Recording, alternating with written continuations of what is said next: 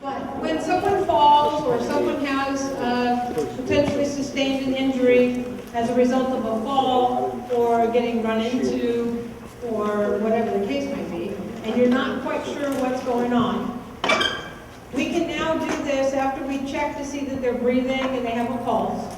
We can, and if we control bleeding, right? Those are the things that have to happen before anything else. Now you can, while you're waiting for help to arrive, which sounds like it's pretty quick, but in the event that you have some time, you can be looking for things that are not so obvious. So we call this a head-to-toe survey. You start at the head, you end at the toes. And basically this is a hands-on, full-body check. And you're looking for things that are not obvious. So maybe closed fractures where there's no break in the skin and you're not sure, if it's really broken. If there's any lacerations that may be smaller, you didn't see them, dislocations, those types of things, that's when you're really going to find it. Or internal injuries, okay? So with some of the things that we described, like people falling, one of the easiest and the quickest ways to know if they're bleeding internally is to do what we call a capillary refill. So if you press on the end of your thumbs, and you'll notice that the skin underneath the thumb turns white or blanches, then when you release that pressure, the color should return in less than 2 seconds. Now, if that happens, that means that circulation is okay and everything is fine. But if it takes longer than the 2 seconds, that means that they're bleeding somewhere. So even if you can't see it coming out externally, then you're led to believe that it's probably something going on internally.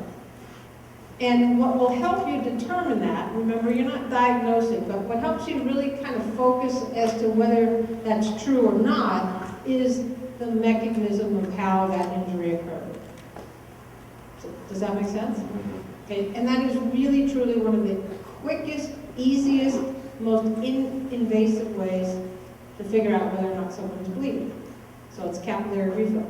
If there's nail polish, then turn the hand over, press on the end of the fingertip, and you'll get the same thing. So it really doesn't matter.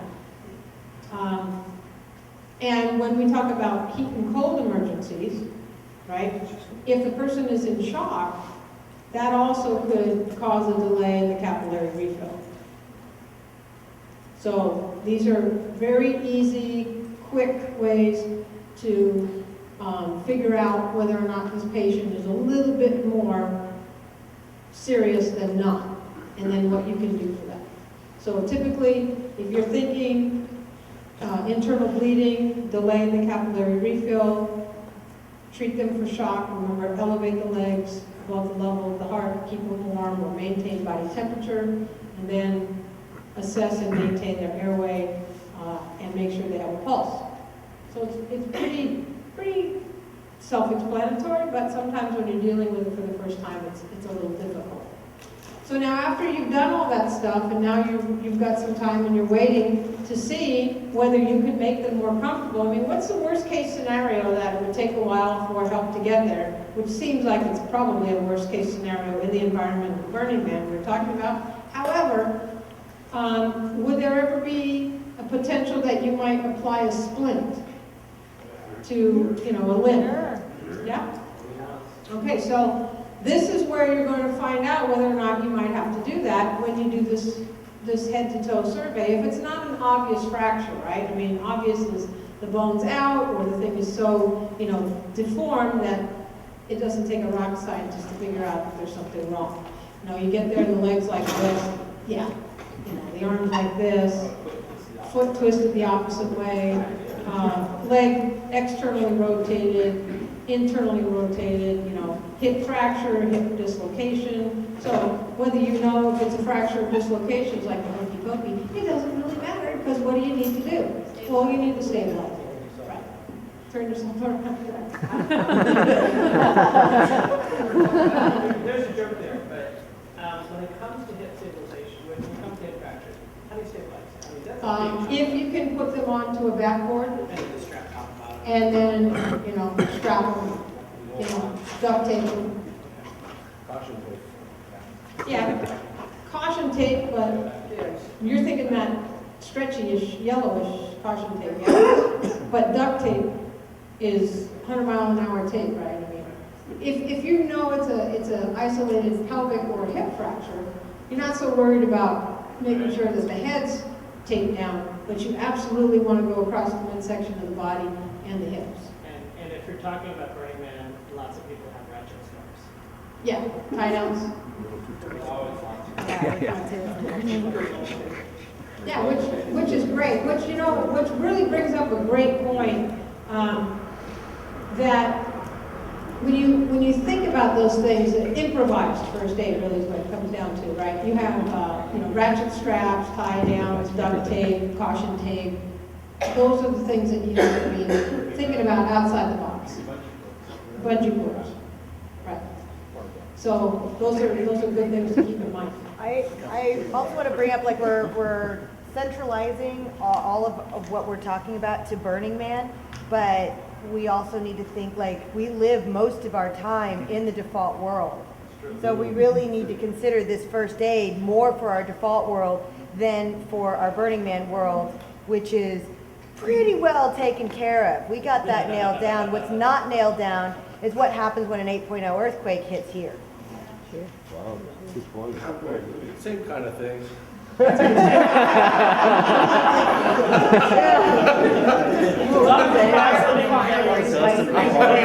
pretty much the same thing. Somewhat of a rhetorical question. However, Last $3 Joe. I mean, if we had an earthquake right now, where would you guys go? Out there. I don't want to be in this building. I'd go underneath the stage right here until the shaking stopped, and then I'd go outside. I built that, I would.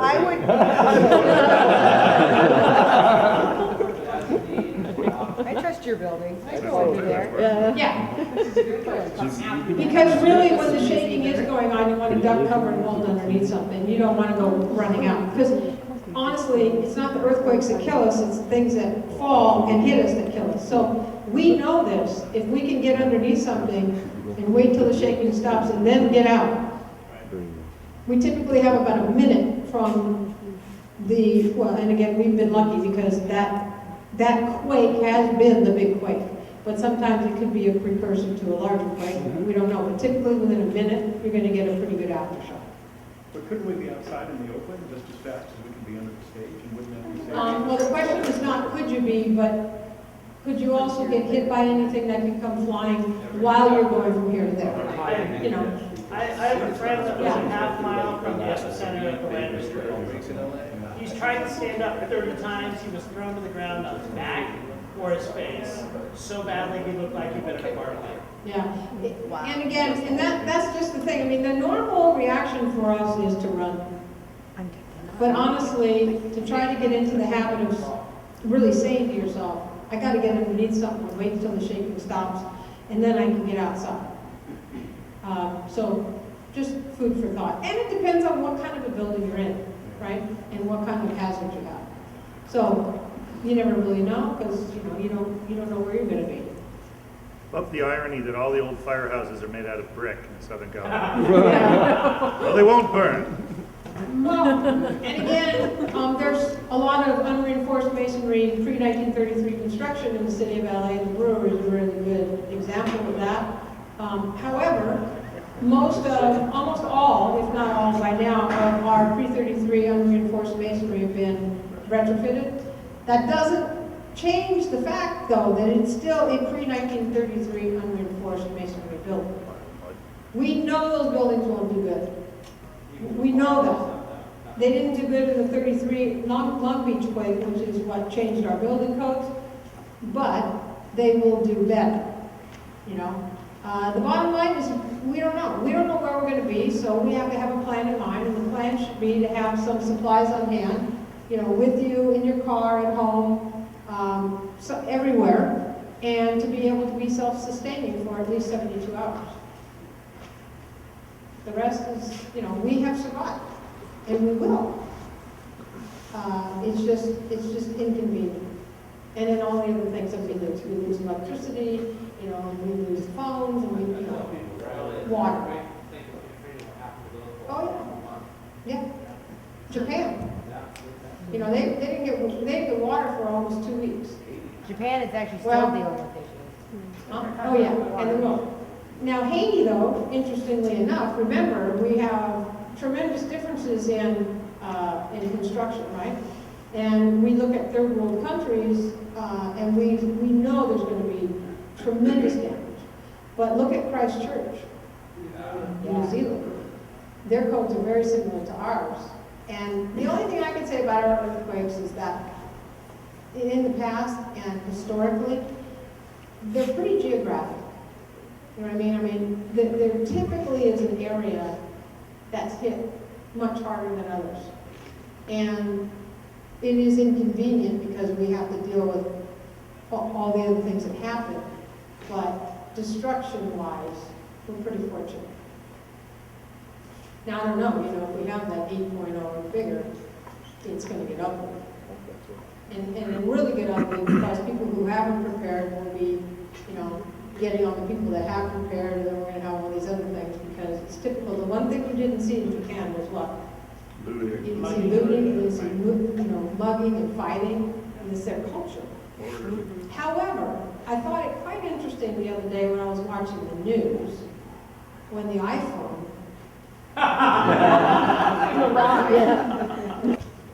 FEMA was something like 60 to 70% of the Americans are not prepared. That's huge.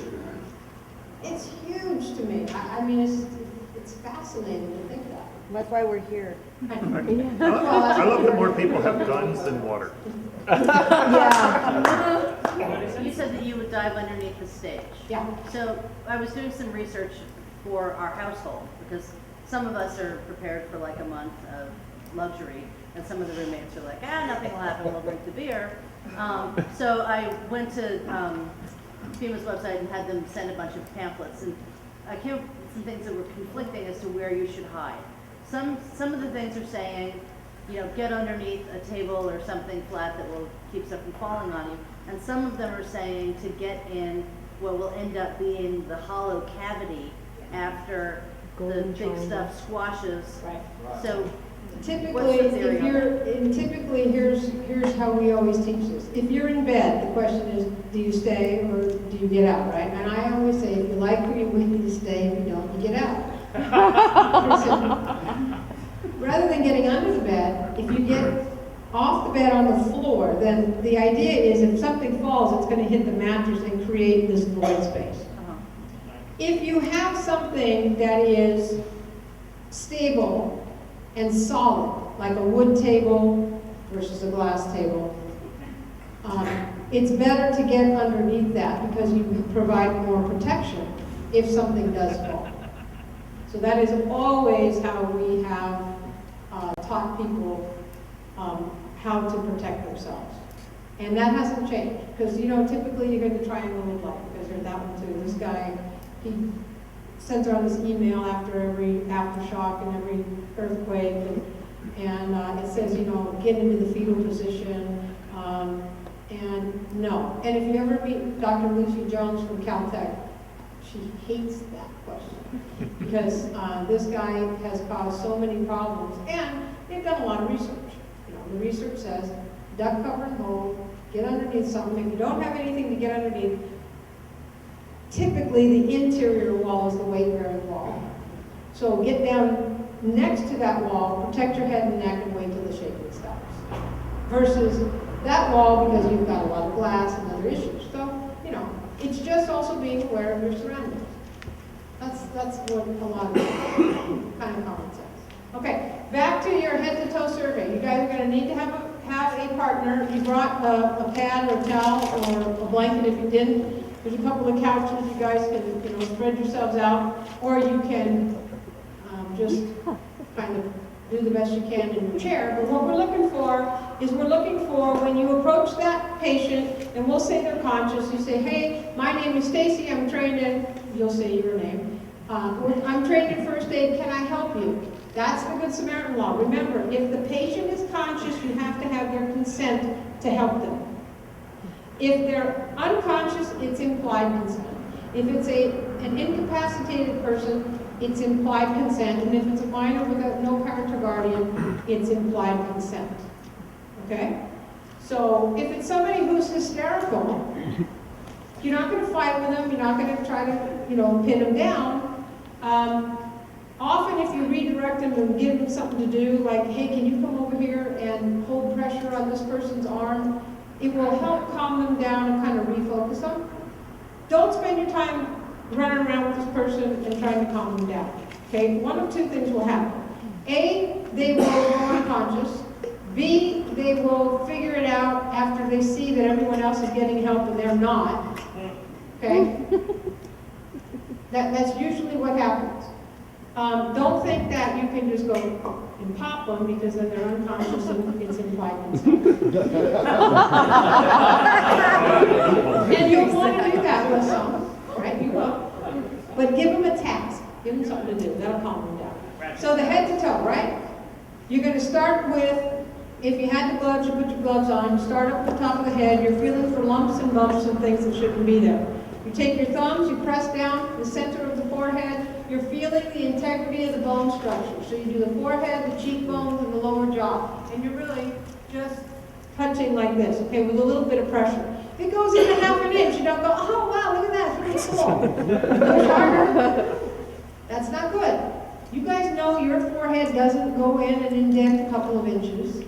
And if it did, and you felt a lot of, kind of movement over here, you should be concerned with airway, right? Because if you're thinking a lot of facial fractures, where's that blood going to go?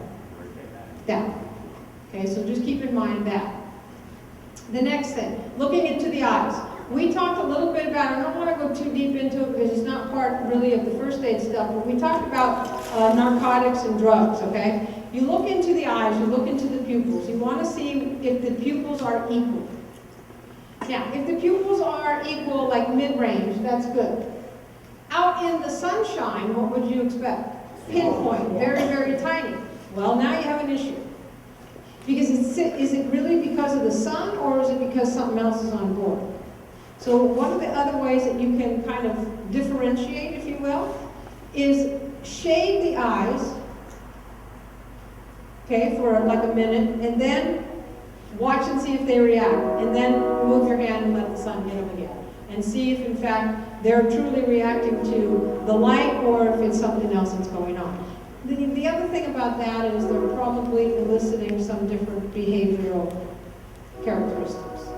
If there's alcohol or drugs or anything like that. Okay? And on a daily basis, same thing, right? It doesn't really matter. It's really not just at a party, it's everyday life. So that's a good way to check for the pupils. Yeah. Yeah, if you're carrying a flashlight and it's nighttime, same thing. Just, don't turn on the freaking light and go, hey, can you see? That hurts. Oh, you know that. It's just come from the side and pass over real quick. You're just looking to see if that pupil is reacting. If the pupils are unequal, one is much larger or dilated than the other, that potentially could mean that that person has a head injury. Oh. Now, we talked about documentation, we talked about time, right? That's when this becomes critical as well, because it can change. So when one was a little dilated, the other one was reactive, after a minute or so, they both can be quite dilated, which would be really bad because they're probably bleeding in their head. Can you do anything for it? No. Don't get out the drill. Yes? If there is some sort of head injury, and is there one way or another that the pupils are going to gravitate to? Typically, they will be dilated. Okay. Meaning big? Larger, yes. Okay. And the reason for that is because the pressure from the blood, it interferes with the ocular nerve, and that's what allows your pupil to constrict and dilate. So when there's pressure on there, that nerve can't react. So, and that's one of the things that we're looking for. Okay? So now you're here at the eyes. Now you're going to look into the nose for blood or clear fluid. Blood is blood. Clear fluid, not to be confused with snot or mucus, could be cerebrospinal fluid. So if a person hit their head, you're thinking maybe there's a potential of a skull fracture, you might see that blood and or clear fluid, not only from the nose, but the ears as well. So we need to look in the ears. Remember, if you suspect a head or neck injury, you don't want to move the head, right? So don't get lazy and go to look at the ears. You got to bend down and look inside their ears. You want to try to keep their head still. Now you want to look in the mouth, make sure no teeth are broken or anything is obstructing that. Come down, look at the neckline, look for any medical alert tags. Okay? Yeah, look at the wrist too, but you're not there yet. Because remember, this is very methodical so you don't pass up anything. Take your thumbs, gently press on the collarbones, feeling the integrity of the bone itself. Shoulders, you cup the shoulders. Now, by the way, only one person does the hands-on, right? Even if you had a partner, only one does this head to toe, because if I'm on the left, my partner's on the right, I don't have anything to compare to, so I don't know if it's different or not. Okay, so come down the shoulders, the arms, squeeze hard enough to feel the bone structure, check the wrist for any medical alert tags, and do capillary refill. If you suspect a fracture in the upper or lower arm and you're wondering, wow, I wonder what's happening with the circulation, well, one of the easiest things for you to do is you can look at the fingers, you can feel for temperature, you can look for the color. They should be, you know, skin color, not ice blue, or, you know, that obviously they're not getting circulation, and do capillary refill, letting you know what's going on with circulation to the limb. You're here at the chest, use the little finger side of your hand, press down on the center of the chest. Now hard enough, it's a little springy, right? Not so hard that you hear this. That's too loud. Too late.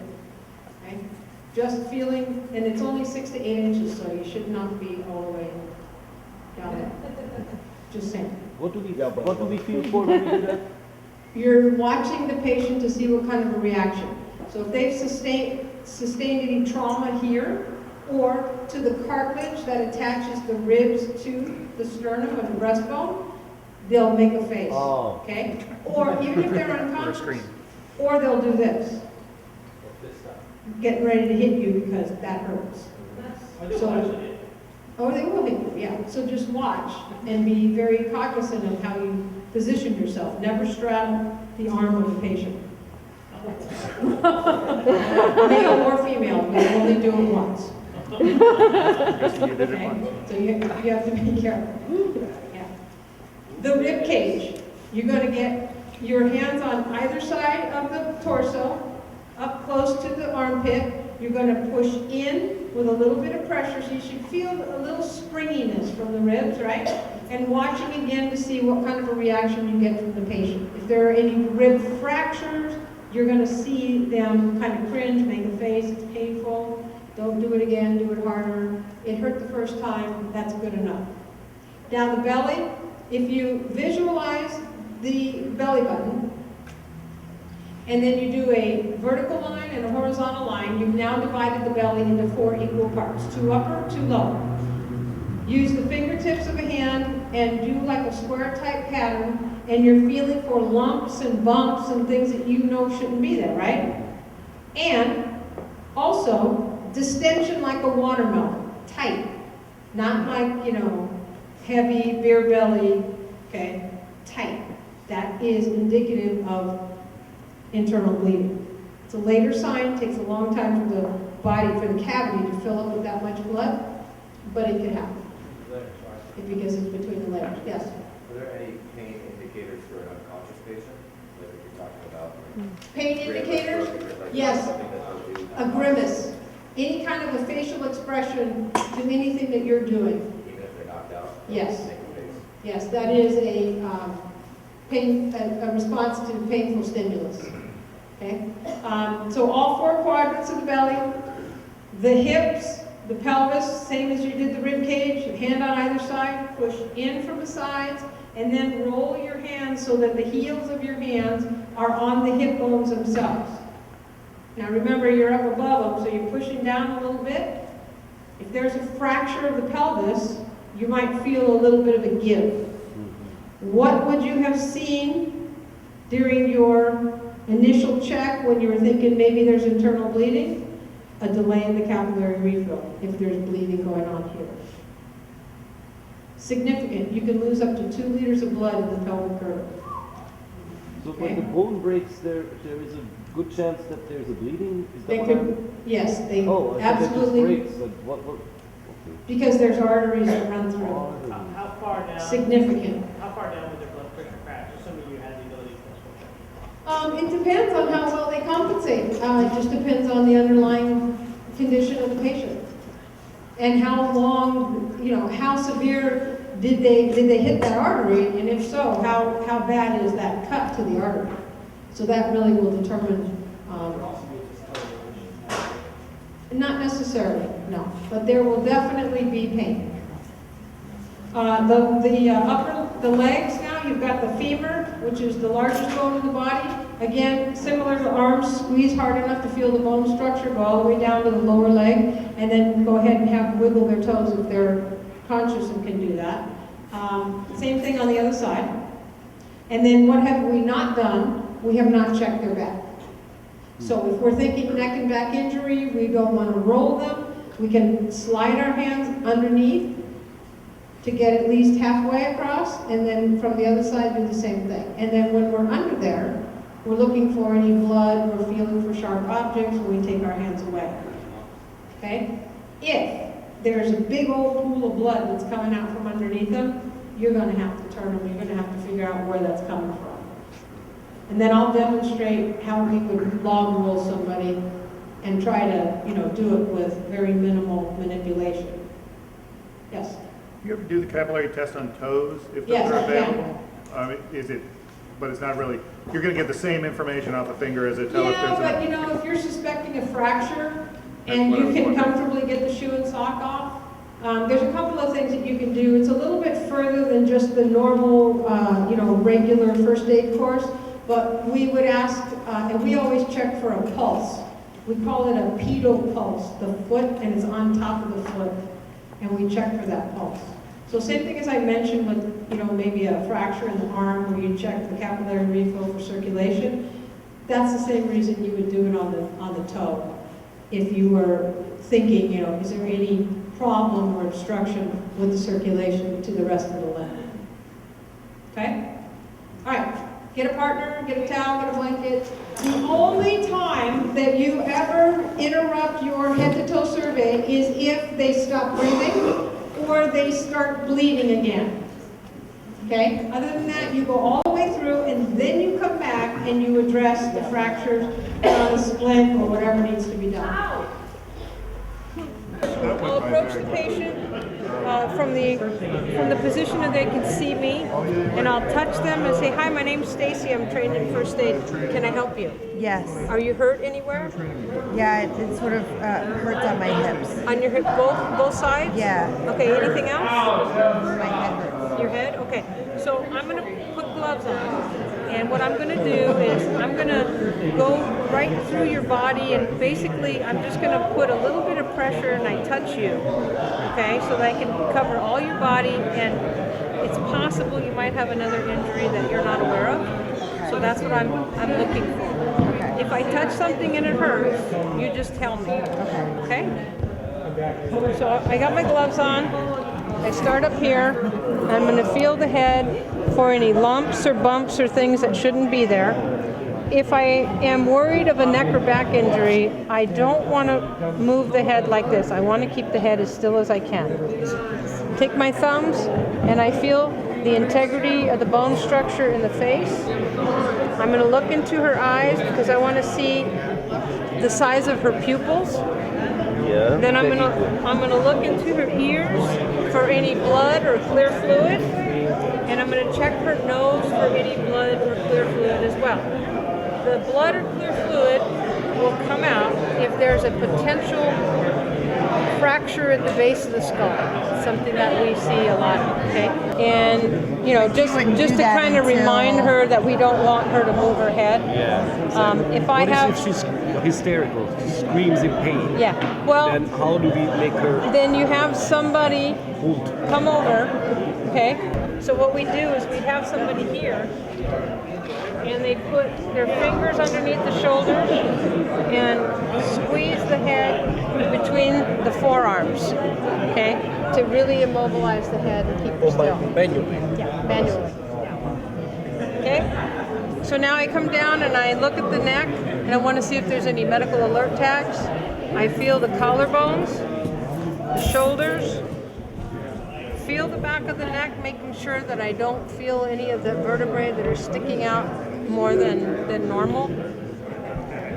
Feel the arms, upper and lower, do a capillary refill, bench, and return right at the tip. Oh. Same thing on the other side. The sternum, press down. The ribs, push in. The stomach, feeling for any lumps or masses or distension or rigidity, like in a half sit-up position when the stomach's real tight. Good indication of internal bleeding. Push in from the sides, and then up onto the top and push down. Okay? Lower leg. Wiggle your toes. Wiggle your toes. Good. And now her back, if I don't want to roll her, I'm going to get underneath, right, to at least half. And I'm feeling for any sharp objects, and when I take my hands away, I'm looking for any blood. And then I can either reach across or walk across and do the same thing on the other side. If there were blood underneath and I needed to see that, I'm going to take the arm closest to me, put it up over by her head, take this arm and cross it. If there's no problem with the legs or the hips, I can cross the outside leg to the inside leg to get the momentum of her body in the direction I'm going to roll her. I'm going to put a hand on the shoulder and a hand on the hip, and I'm just going to roll her enough that I can see the back and check it, and then I'm going to roll her back. Okay? Now this arm, what it does is if you roll her too far, her head actually will fall onto her arm. See, her arm will protect her head. See how it does? And we roll her back. And then we unpackage. And that's the head to toe circle. Now I go back if I thought there was a fracture or anything. Now I go back and sew it and put on any other type of. So you would do the full head to toe before like Full head to toe. immobilizing the head. Okay.